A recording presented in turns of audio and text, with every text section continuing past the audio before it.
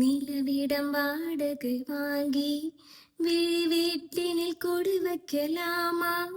நாம் வாழும் வீட்டுக்குள் வேறாரும் வந்தாலே தகுமா? தேன்மலை தேக்குக்கு நீதான் உந்தன் தோள்களில் இடம் தரலாமா? நான் சாயும் தோள் மேல் வேறாரும் சாய்ந்தாலே தகுமா? நீரும் செம்பொல சேரும் கலைந்தது போலே கலைந்தவர் நான்.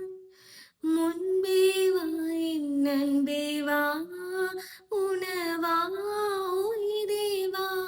முன்பே வா என் அன்பே வா, பூ பூவாய் பூப்போம் வா. நான் நானா கேட்டேன் என்னை நானே, நான் நீயா நெஞ்சம் சொன்னதே